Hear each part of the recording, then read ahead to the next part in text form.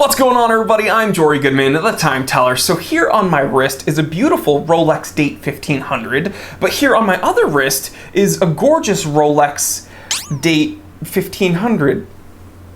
Wait, okay. These are both the same watch, apparently, with the same model name from the same manufacturer and even the same reference number, but they don't look the same. Okay, it's time for a watch versus watch. It's 1:45 p.m. Let's get down to business.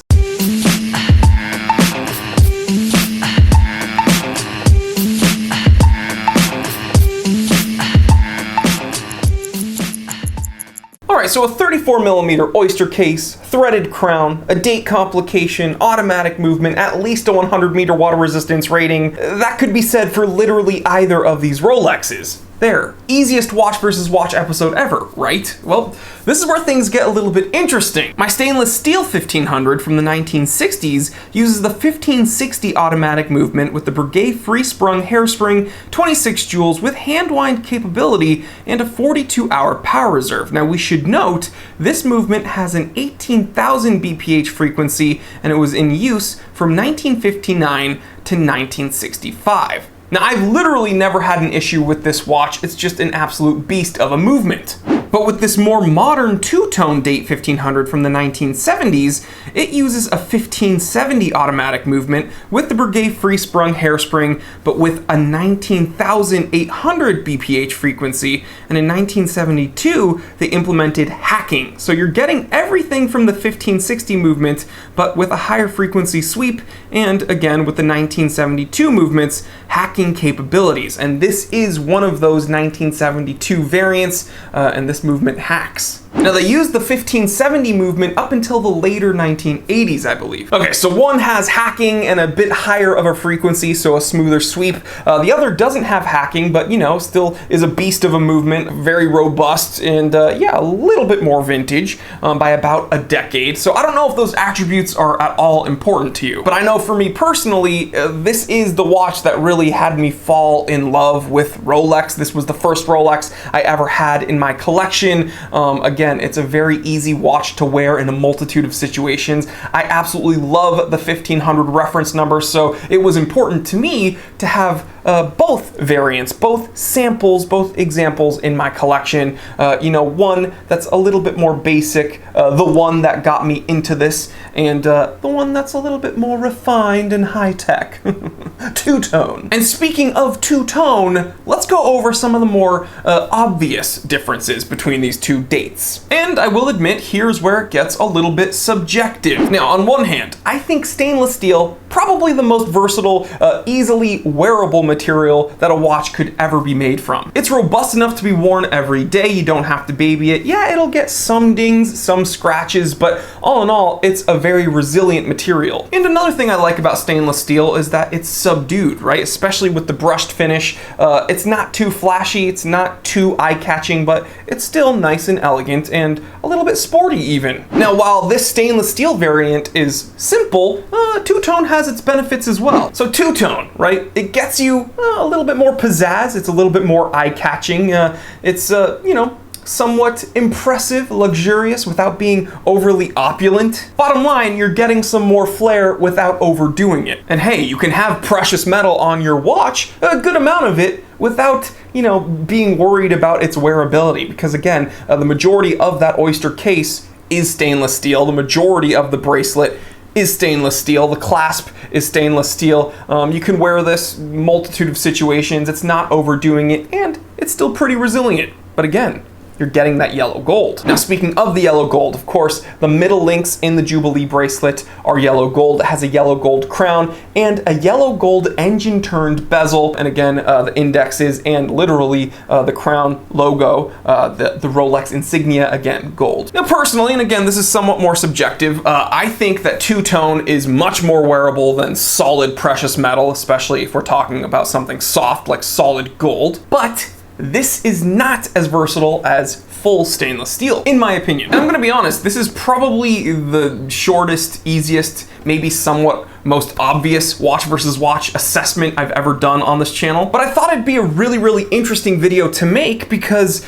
it just goes to show you that watches with the same name from the same manufacturer, even sharing the same reference number, can have some pretty interesting differences, especially when it comes to the movements. And this should be very, very exciting as a watch collector because, guys, this is just a whole new level of things to learn, right? And that's kind of what I love about this hobby. It's something to explore, something new to investigate, and it's for you guys as well. You know, if you're getting into collecting watches, especially if you're getting into collecting your first, you know, luxury watch, something you're going to be spending a whole lot of money on, maybe do some extra research because no two Rolex Date 1500s are the same, is what I'm trying to say. So yeah, guys, just you know, keep your eyes peeled, ask questions, do your research, and learn about these differences before you spend your hard-earned cash on something. Because again, let's say that you want a Rolex Date 1500 and you've seen one that has a very, very smooth sweep with hacking capabilities, and you end up buying one and it doesn't have hacking.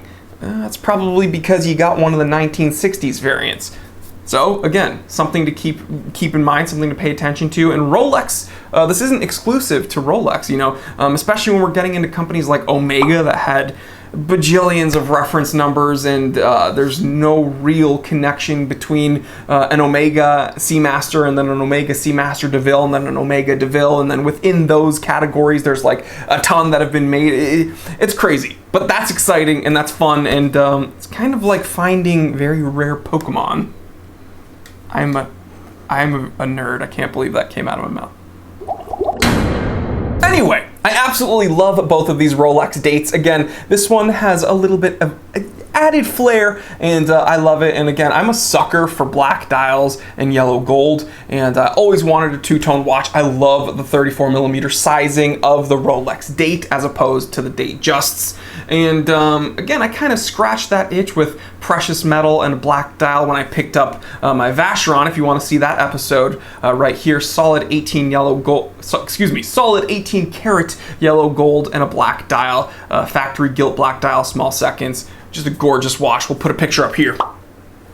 Absolutely love it. So that scratched that itch, but you know, two-tone, you can't go wrong with it. And but as far as the king of Rolexes, in my opinion, stainless steel date, smooth bezel, love it. Oyster bracelet, Jubilee, can't go wrong. Well, guys, if you enjoyed this episode, there's a bunch of watch versus watch episodes here, made a playlist, so you can check that out. If you learned something new and you want to support the channel, there's a bunch of ways, but the easiest way is to hit the subscribe button if you haven't already. Click the bell icon, shop at the Amazon shop. We got watches, watch winders, watch toolkits, pretty much everything I personally use, I've kind of curated there, so click that link in the description below. If you want to go above and beyond and help us directly, shop at www.thetimetellershop.com, link in the description below. That's my personal website. Every watch there has been hand-picked by me, serviced by professional watchmakers with a 1-year warranty. And again, when you shop there, you help me out a bunch, and you can find watch prints there, and we're working on some other stuff to offer you. But yeah, check out the website and let me know what you think. And guys, we are just around 80,000 subscribers. Maybe we hit that mark by the time you see that episode, but I just want to thank you.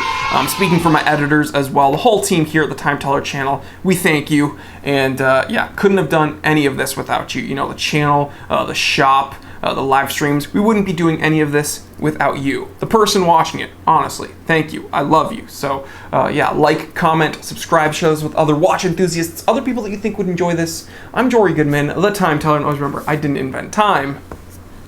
I just tell it. Real quick, if you enjoyed this episode, then do not worry, the fun doesn't need to stop here. Check out these recommended episodes that are going to be popping up on the screen anytime now. Also, take a moment, check out my brand new channel, the Time Away channel. It's where I talk about everything outside of the watch world, some of my other collections, some of my other hobbies. And if you're not interested in any of that, don't worry, just stay right here and I will see you right here.